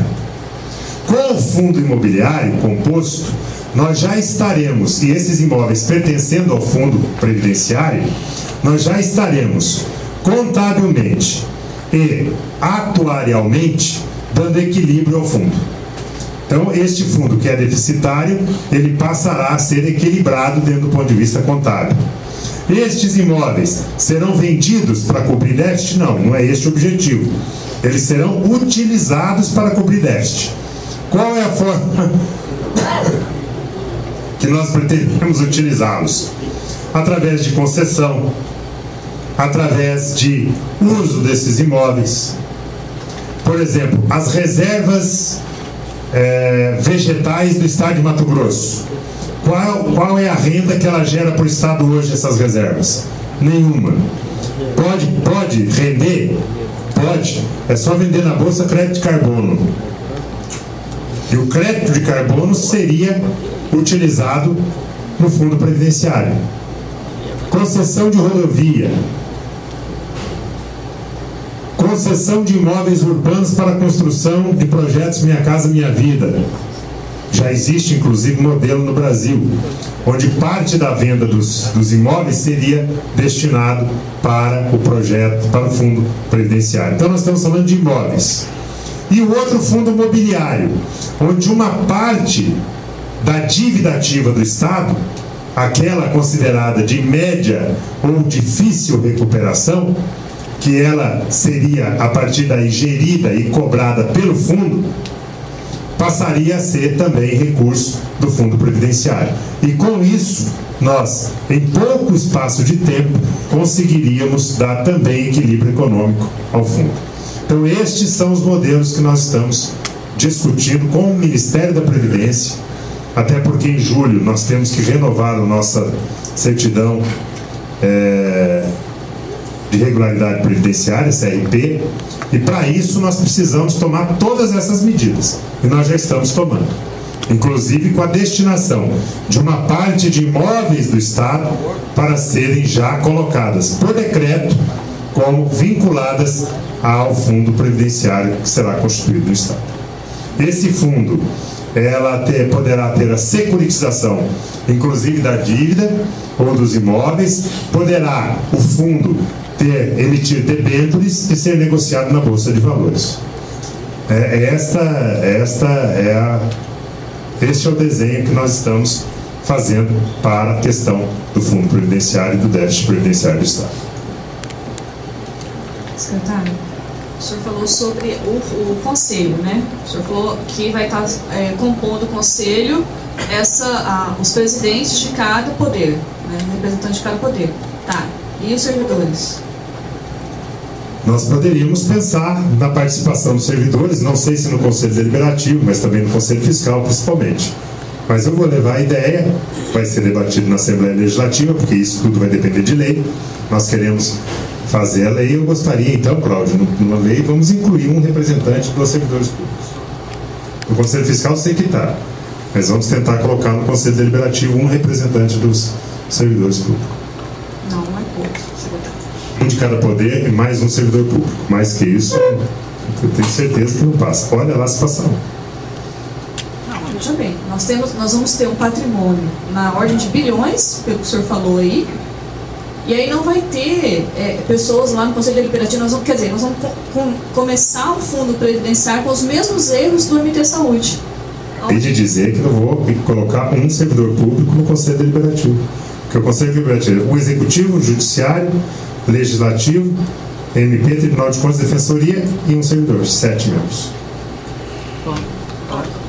Mas aí, são 7 pessoas? São 7 pessoas que, na verdade, não são servidores efetivos. Muitos deles não vão ser. Né? Aí já começa um problema. Já começa um grande problema aí. Ministério Público Defensoria Ministério Público Judiciário mais um servidor público 4. Só ficaria fora que não é o Executivo, porque é o governador que é eleito, a Assembleia Legislativa que é eleito, Tribunal de Contas é efetivo, ele é permanente, né? Então são 5 que são perenes, só 2 que têm mandatos. Mas de cunho de indicação política. Nós queremos, assim, uma participação, a participação dos servidores nas decisões, não só no Conselho Fiscal, mas nas decisões também. Pra gente não, e olha só uma cadeira, secretário, não resolve o nosso problema. Nós gostaríamos que fosse no mesmo molde que é atualmente, ou seja, um representante do ativo, inativo e um militar. 3. Eu me comprometo a encaminhar com um representante dos servidores. O que os colegas acham?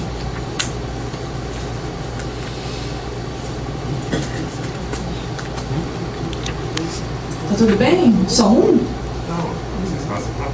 Não, estou perguntando para os colegas se tá tudo bem, um só. Porque depois não adianta reclamar, porque veja bem. Mas está no Conselho Fiscal também. Secretário, nós pegamos aqui aqueles pareceres que nós solicitamos à SAD e está aqui que foram gastos dinheiro do FUNPREV para finalidades alheias à finalidade do FUNPREV, né, para condições alheias. Só a Abaco tem milhões aqui que foi contratado para a Abaco com caráter, falando que era um projeto, mas que na verdade se tornou uma coisa contínua, né? Várias despesas aqui, várias irregularidades nas contas aqui foram apontadas, mas isso assim, eu acho que não é simplesmente responsabilidade da SAD, porque tem um conselho aqui com 3 cadeiras para servidores efetivos, né? E pelo visto eles não estavam realmente acompanhando nada, né? Não estavam acompanhando isso aí, nem fiscalizando nada. Então nós temos esse problema. Agora, nós estamos tratando de uma coisa que é o futuro salarial de cada um aqui. Entendeu? Agora você vai colocar uma pessoa lá para depois, amanhã depois, ser gasto com coisas alheias ao fundo, é bem temerário. Agora, se os colegas não se manifestarem, então tudo bem, né? Aí a voz só de um sindicato, a gente desconsidera. Veneranda, este fundo, ele é gerido por uma entidade, por uma instituição financeira. Quem gere o fundo, nessa circunstância que eu estou dizendo, inclusive com a possibilidade de emissão de debêntures, colocar ações na bolsa, etc., é uma instituição financeira pública. E e nós vamos acompanhar, logicamente, que esse conselho é quem dá as diretrizes, mas quem gere é uma instituição financeira pública. Esse é o objetivo nosso. Que pode ser o Banco do Brasil, que pode ser a Caixa Econômica Federal ou pode ser algum banco estadual. O Ministério da Previdência tem nos dito que o melhor modelo de gestão de fundo previdenciário hoje no Brasil é o do BRB, que é o Banco Regional de Brasília, tá? Com quem nós estamos, inclusive, já conversando alguma coisa para tirar algumas ideias de algo que ele já tem. Então, é importante dizer isso, tá? Que não é também assim, do jeito, por exemplo, que está hoje o sistema, o fundo previdenciário, que é somente nós que gerimos, né? Primeiramente, secretário, eu queria falar que eu acho muito interessante essa iniciativa que o governo do Estado está tendo com o Fundo de Previdência dos servidores. Esses fundos de previdência, não só do Estado de Mato Grosso, mas do Brasil de uma forma geral, chegou a esse Estado porque o Executivo nunca olhou com olhos, com os olhos que devia olhar para isso. Isso foi virando uma bola de neve e chegou onde está. Eu vejo essa opção que o governo está apresentando uma opção muito viável.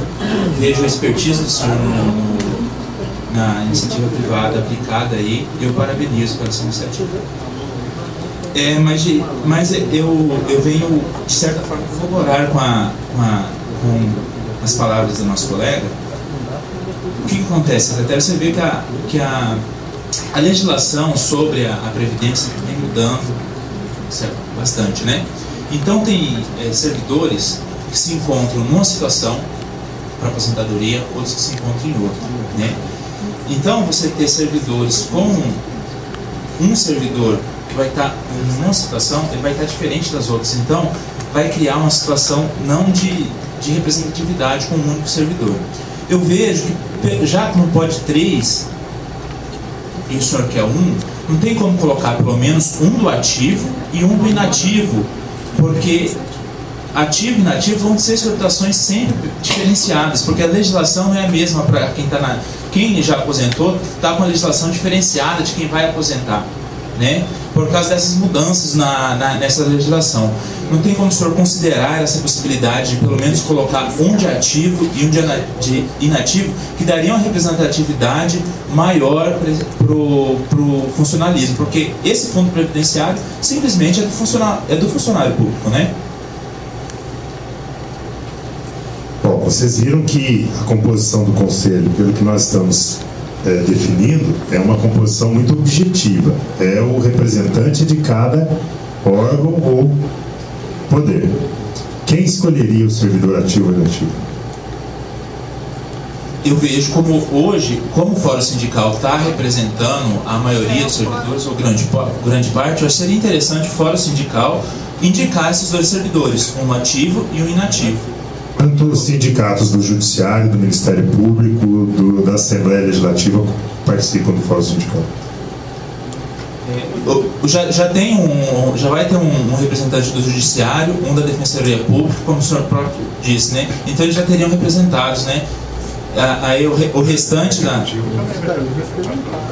Mas, secretária, aqui nós estamos no Fórum Sindical do Executivo, nós estamos pedindo um dever para nós. Eu acho assim, é uma questão de ele se organizar, de observar o que ele está... É para o servidor ativo e inativo de todos os poderes. Porque esse sistema, ele vai englobar esse fundo, não é só do Executivo. Então, eles têm que vir para a discussão, se interessar, como a gente está se interessando desde o ano passado, a gente está solicitando isso para participar e passar a querer fiscalizar também, porque talvez eles não queiram. E tem mais, menina. O nosso montante de servidores é muito maior do que qualquer desses poderes. Justifica esse pedido, porque a maioria nossa é o que? Nós somos quase 80 mil servidores aqui. Se for pegar no judiciário, no legislativo, não somos. Então eu acho que deveria sim, e ainda vou mais longe. Está se fazendo então um projeto, certo? Está se desenhando um projeto. Quem de nós está participando desse projeto para saber? Nós também queremos saber como está sendo criado esse fundo, da forma. Nós queríamos participar dessa criação também. Que a melhor coisa vontade. Agora, quem está elaborando é a Superintendência de Previdência do Estado, hoje, que é composto exclusivamente de servidores de carreira. Tem uma comissão. Tem. Tem uma comissão. E a gente deveria... Só servidores de então, carreira, nós também não é? gostaríamos de estar participando. Secretário, com relação a essa questão dos representantes dos servidores, como a gente já foi dito aí, no caso do Poder Judiciário é um servidor de carreira, certo? É o presidente do tribunal. Ministério Público, servidor de carreira. No Poder Executivo, aí não é servidor de carreira. Por isso, o argumento nosso, dos dois servidores que vão representarem lá, além de se representar a maioria dos servidores do Estado de Mato Grosso, que somos maioria absoluta, é pelo fato do nosso representante não ser servidor de carreira. Então, por isso, o pedido de que seja um servidor da ativo e um inativo do Poder Executivo. Eu vou levar a proposta. Eu vou levar essa proposta. Edmundo. Viu, secretário Faiado? A minha fala parece que nós tivemos tradição de pensamento. Eu acho que dá para acomodar dessa forma, velho. Fica mais vou falar com sustentável isso. Vou falar com o presidente do tribunal, vou falar com os representantes para a gente ver. Lembrando, secretário, Aperta, que a gente queria perguntar o seguinte: já que nós temos representantes, o senhor vai levar a representação do servidor? E o senhor vai levar a representação do servidor ativo e inativo, lembrando que nessa representação tem que ter o suplente também. Não é verdade? Tem que ter o suplente também. Né? Era isso que eu queria falar. Ok. A próxima pauta é... A gente pediu para abrir mais agência para atender o pessoal. Você vê no CPA, mora mais de 100 mil pessoas, uma agência lá, extremamente deficitária, para atender o servidor. Que quem está hoje em dia que dá suporte para o Banco do Brasil é o servidor público. Agora eles fazem convênio com a prefeitura, faz convênio com qualquer empresa grande aí, agora com o negócio da Copa do Mundo. Se o senhor vai no CPA, por exemplo, o senhor não consegue se atender. Aí o que acontece? Sacrifica a gente perde o tempo de serviço, que é prejudicado o Estado de Mato Grosso, e depois fala que a gente não trabalha. Então é isso que eu queria, uma reivindicação que eu queria falar para o senhor aqui, a gente vê um mecanismo de melhorar essa situação. Porque está muito caótico, o pessoal está sofrendo. Eu vou marcar essa reunião. Tá bom, muito obrigado. Isso ele colocar, viu, Vedano? A próxima pauta agora é a questão dos repasses, né? Que pediram para incluir aí. Alguém vai querer se manifestar especificamente, alguma entidade? Os repasses que foram falados com a gente, que seria no máximo até dia 4. Eu imagino. Eu estou brigando por conta desses repasses, vocês não têm noção. Todo mês é um desgaste com a Secretaria de Fazenda, com a Secretaria de Planejamento. Olha, estou me desdobrando para tentar o menor espaço de tempo possível que esse repasse seja feito. Eu sei que o maior problema ainda continua nos inativos. E referente a isso, é que, por exemplo, não existe mais um padrão. De primeiro, existia, por exemplo, até no dia 16, 17 a gente recebia. Hoje não. Hoje a gente está recebendo até no dia 30. O outro mês, no dia 30. Até o dia 10, não tá? Não. Eu, por exemplo, recebi no dia 25 e os inativos dia 30. Nós também recebemos dia 26 e os inativos agora. Então, está tendo... E aí eu gostaria que o senhor... Na verdade, esses repasses, eu já andei conversando, se não salvo engano, com o Edmundo, cada unidade gestora é responsável pelo repasse. A SAD faz o repasse dela, que lhe é de competência. As outras unidades têm que fazer os seus repasses. Nós, enquanto SAD, não temos ingerência em relação às outras unidades gestoras para fazer a transferência desse que foi retido. Então, os sindicatos têm que cobrar dessas unidades gestoras, porque a SAD, quando faz o seu repasse, a consignação dessa retenção, ela repassa para o sindicato tempestivamente. Você está falando da gestora, quer dizer, os órgãos nossos de origem? Assim, há o desconto, né, na folha. Aí, esse montante, a fazenda apura e faz a distribuição para os núcleos sistêmicos, para os núcleos fazerem o repasse ao sindicato.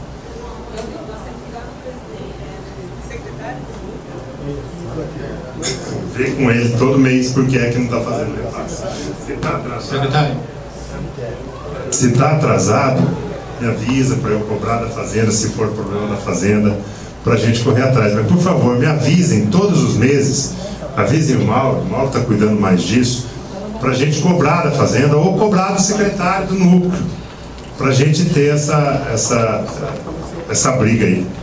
Secretário, o problema maior nosso, acho que de todos aqui, é o desnativo, que está dentro da Secretaria de Administração. Eu sei disso.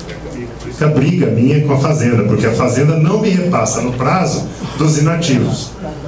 Qual que é a alegação dela?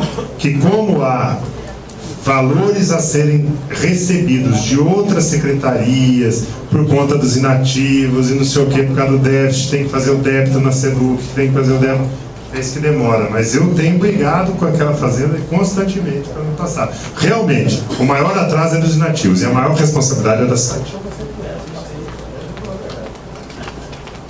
Ok, mais alguém sobre esse assunto?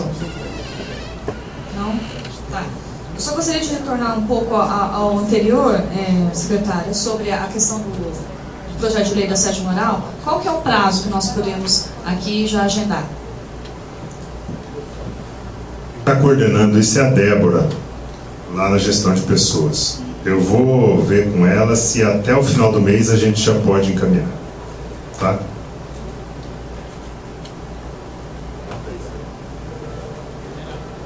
Olha, eu só queria, antes, secretário, o projeto vai caminhar direto para a Assembleia ou vai marcar uma pauta para a gente ver o projeto? Terminar a análise lá, eu encaminho para vocês. Se vocês me deram um ok, aí eu encaminho para a Assembleia. Então tá, até o final do mês então a gente analisa, né? Agora, outra pauta é sobre as terceirizações com o Gilmar. Secretária, na semana passada, o governador pediu que nós vamos colaborar na receita e nós vamos colaborar na diminuição dos gastos, tá? Nos surpreendeu isso, graças ao nosso colega Esteves e a veneranda, fomos surpresos que o Detran está demitindo 59 policiais da reserva, onde estão recebendo 1.400 e pouco. Contratar uma empresa onde esse mesmo posto de 1.400 passa a custar 11 mil reais. O pior, o coitado que vai lá trabalhar vai ganhar 800 reais mais 200 de ajuda à alimentação. Aí começou a surgir informações. Na Empaer, 2,34 mil reais. Então nós, secretário, eu sei que o senhor não vai negar que o senhor é bem, protocolamos aí o documento. O senhor é do bem. Diga que era do bem. O senhor é do bem e não vai nos negar, nós estamos solicitando todas as terceirizadas e tal, sou eu, tanto que nós vamos ajudar na redução de gastos do Estado, mas vai ser pouco não, viu? Vai ser muito. Então tá esse documento lá e... Eu não tenho esse controle. Eu recebi, mas eu não tenho, por exemplo, esse tipo de detalhe. Não passa pela SAD. A contratação de uma empresa de segurança. Mas o senhor leva o governador que ele vai determinar isso, né? Porque... Segurança pública. É a maior absurdo dessa política. Essa da Empaer que você está falando, passa pela SAD. Mas, secretário, mas você sabe que a hora que você vai apertar lá, o problema está na SAD, entendeu? Está jogando tudo aqui. Mas tem que fazer a reunião conjunta. Também disso aqui, tá? Foi até, inclusive, com o Esteves, né, que ligou lá questionando a questão lá dos repasses do Detran, não estava acompanhando, né, muito de perto, sinceramente, né, não estava acompanhando, deixando mais mesmo a cargo da associação, mas aí agora o presidente do Detran vem justamente querer questionar como que a gente passou a informação para a imprensa, né? Então, assim, nem fui eu que passei a informação para a imprensa, mas aí agora nós vamos até o final. Ainda que fosse. Agora a gente vai até o final, porque segundo ele, querendo me notificar como se eu tivesse feito acusações. Não fiz acusações, só que também assim, a imprensa ligou para saber um negócio desse, porque é contraditório, é super contraditório. O Estado falar, né, que vai estar reduzindo custos e o Detran contratar uma vigilância, uma guarda patrimonial com 300% de aumento. Então assim, Isso é uma coisa que acho que o fórum tem que observar bastante, pelo seguinte, por mais que as associações, os outros assim, não vá, né, levar esse negócio até o Ministério Público, aí agora eu acho que pelo menos o Cinetrão vai até o final. Porque essas questões, secretário, de terceirizações desse tipo o gasto de 5 milhões nesse contrato de 50 pessoas, o Gilmar falou sim, 59, não. Atualmente tem 58 policiais militares, ele está dispensando esses 58, né, e contratando 50 pessoas da Integral, gastando 5 milhões e pouco com isso. Então, quer dizer, um gasto, ao nosso ver, desnecessário. Por quê? O que deveria ser feito? Como ele falou, tem cidades que não tem policial militar que queira fazer parte da guarda patrimonial. Como é uma coisa voluntária, lógico, tudo bem. No lugar que não tem, aí sim coloca uma pessoa terceirizada, né? Mas nos lugares onde tem os policiais aposentados dispostos a fazer, por que não? Sendo que uma farda impõe muito mais respeito do que um uniforme da Integral Segurança, né? E aí, quer dizer, tem esse problema, que é uma coisa que eu acho que assim, não pode ficar só a carga, tem que ter um certo controle do governo em relação a isso, porque se ficar a cargo de cada gestor, não sou eu que devo explicações, né? Quem dá explicações, no caso, é o presidente do Detran, por falar o porquê que ele está gastando tanto. Que comprove. Por quê? Ele vem dizer que é mais... Ele colocou a nota na imprensa falando que era mais econômico terceirizar. Agora, em relação à questão das empresas terceirizadas, a gente vê também o problema para o fundo de previdência, né? Que é aquilo que a gente já tinha conversado com o senhor. Toda a terceirização que é feita, depois, isso daí, ao invés de ser recolhido para o nosso fundo, vai para... Porque a gente não está falando de segurança, está falando de qualquer outra terceirização, né? Que a contribuição depois previdenciária vai para o INSS, vai para a empresa, e olhe lá se ela deposita, se ela contribui, porque depois o Detran passou 2 anos pagando direito trabalhista de uma empresa terceirizada de segurança armada lá, porque a empresa quebrou, deu cano, Detran era solidário e ainda tem esse risco para o Estado. Edmundo. Em cima disso que você está colocando, existe um TAC já assinado do governo do Estado, inclusive a secretária de administração, com o Ministério Público, para ir desativando o pessoal terceirizado e trazer os concursados. Porque os concursados hoje, nós entendemos a situação do Estado, mas está trocando sempre por meia dúzia. Se trouxesse todos esses, nomeasse todos os aprovados do concurso e desativasse os terceirizados, não que ele não mereça trabalhar, mas só que também tem que ver o nosso lado.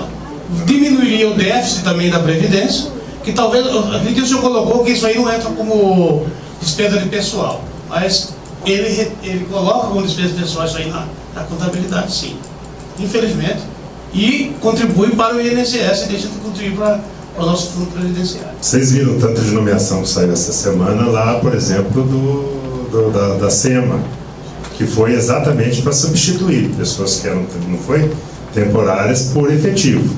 Fizemos isso no MT Saúde, fizemos isso no IDEA, fizemos isso acho que no Detran, fizemos isso no Intermate, agora vai lá para o TAIG, TAIG não, desculpa, TI, que está fazendo lá na SEMA, também é terceirizado. Nós vamos nomear essa semana, ou semana que vem, mais 25 concursados para substituir os terceirizados que estão lá. Não, é TI. Não, lá é instrumental, então estamos nomeando mais 25. Secretário, já que aqui não é particularizado para a área instrumental, mas também como o Gauchinho colocou, eu acho que nós vamos ajudar esse governo a equilibrar essas finanças, mas vai ter que dar suporte para nós também, acatar nossas sugestões e averiguar nossas denúncias. Por exemplo, o Cepromat fez um concurso público agora aí para 50 analistas de sistema e querem jogar 100 querem jogar 50 para ser fácil. E jogar 50 para ser fácil. Se nós temos aí vários concursados de analista de sistema, para que é que vai pegar os 50 do Cepromat e colocar dentro da Cefaz? Quer dizer, não dá para entender essa política. Aí nós temos que estar observando, já estou avisando o senhor aqui, na hora que acontecer isso aqui, nós vamos ter um remédio jurídico para impedir. Isso aqui eu acho que é a contribuição do sindicato. Eu queria dizer o seguinte, secretário, a parte de TI, por se tratar de área MEI, ela é da área instrumental. Tá? Então muitas secretarias houve nomeação de profissionais analistas de sistemas, tá? Para diversas secretarias aí, eu observei isso, são TAIDs, né? São profissionais da área instrumental. Agora, existe a questão, e é uma questão preocupante para nós do SIMPAIG, é justamente uma é a terceirização de sistemas, tá? E a outra é o CEPROMAT em si, que está fazendo esses contratos de parceria com os órgãos, com as secretarias, em especial a Cefaz. Vou levar, está sendo bem isso. Bom, Cláudio está aqui, a respeito do Banco do Brasil Consignação. Estavam perguntando que você ficou de agendar com o Banco do Brasil, questão de pagamento de salário. Com a palavra.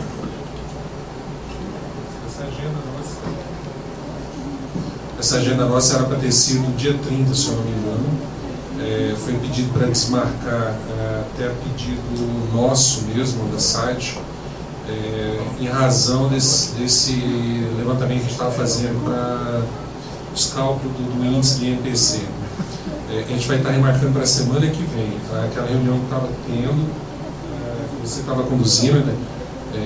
A gente vai continuar e a gente está marcando para a semana que vem, ou terça ou quarta-feira, para dar continuidade. Banco do Brasil, Consigna, o pessoal da Folha de Pagamento também, e o Hébito e a Fátima da site, tá?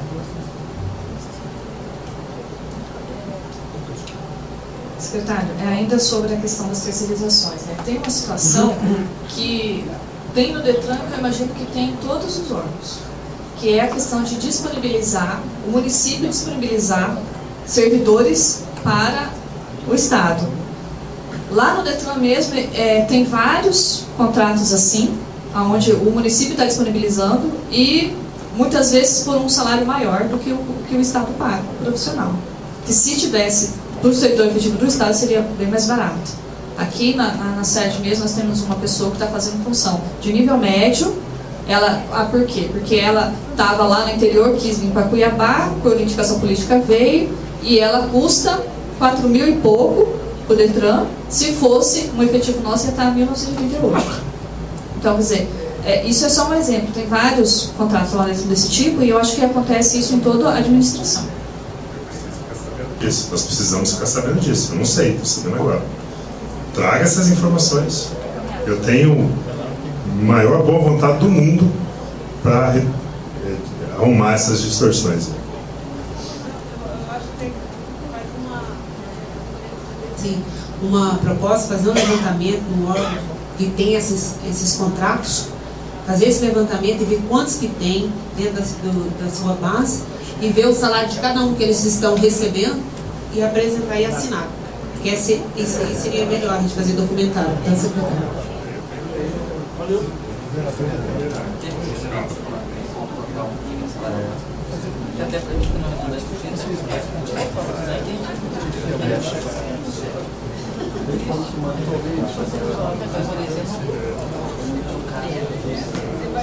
Gente, as pautas que tinham sido relacionadas na nossa última reunião já foram colocadas. Alguém tem mais alguma coisa a falar, tratar? Lógico, de cunho comum. O sindicato está não, mas isso daí vai ser tratado individualmente, né? Estou falando a agenda do fórum. Não, eu nem vou marcar a agenda aqui, eu nem tenho minha agenda. Venerando, secretário, essa questão dos militares, em virtude do prazo nosso, nós já estamos no dia 9 de maio, e para quem não sofremos prejuízo no salário que vamos receber agora, tem como a gente definir essa agenda para hoje ou para amanhã? Tudo bem, senhor. Então, gente, tá? A reunião com o secretário é toda primeira segunda-feira, né? Aí agora a gente vai estar vendo as sessões individuais. Está mantida isso. Venerada, só está aberto, só... É a única agenda que eu tenho.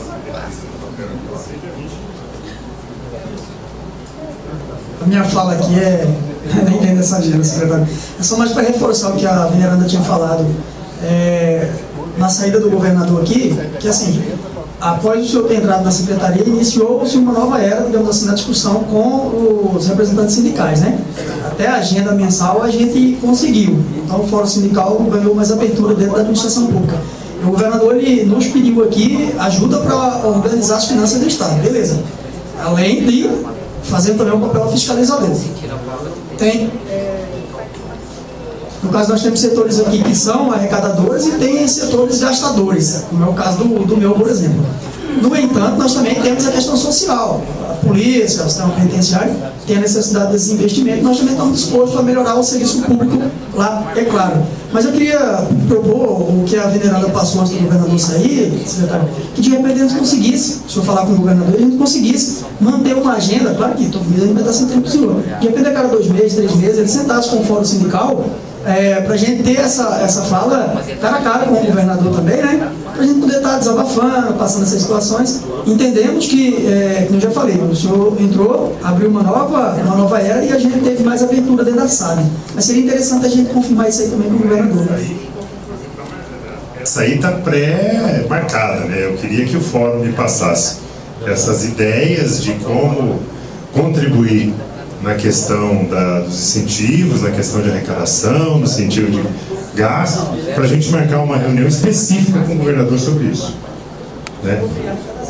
Sobre essa questão que a veneranda começou a colocar e ele concordou em participar. Então, que trouxesse para a gente marcar uma pauta com ele sobre isso. Ele está disposto, sim. Hoje eu fui falar com ele sobre essa questão de reposição. Ele falou, e eu falei para ele, só que eu quero que o senhor participe, converse. E secretário, eu quero dizer o seguinte, que com a sua gestão melhorou muito o ambiente dentro e voltou uma credibilidade junto aos servidores, não resta dúvida nenhuma. E eu sou testemunho aqui do embate que o secretário Fayad teve com a área econômica. Sei, secretário, sei que o senhor vai contar aqui, mas foi duro, tá entendendo? E tanto é que o governador não veio aqui, não foi de graça não, entendeu? Foi justamente uma pressão que teve toda. Então, o governador assumiu uma agenda. Eu acho que nós, em 20 e poucos dias, cada entidade vai ter uma situação para diminuir tapar o ralo, né? E nós temos sugestões de como tapar o ralo. Secretário, perdão. No anúncio do governador aqui, ele anunciou um índice de 6,17%. Eu estou aqui com a página do IBGE, que é o instituto que ficou definido para definir o INPC, que é levado em conta na nossa recomposição salarial. E aqui, o índice do período de janeiro a dezembro de 2012 foi de 6,1978. Então não é 6,17, ele é aproxima de 6,2. Mas no mínimo ele teria que ser 6,19. Então eu só queria que o senhor observasse isso aí nessa questão. Não estou falando se a conta está certa ou não. Eu estou dizendo que a lei 8.274, ela diz lá, bem claro, que deve ser levado em conta o INPC da Fundação Getúlio Vargas, Qual período? De janeiro a dezembro de 2012. Não fala? Então vou abrir a lei aqui para vocês e vou ler para vocês.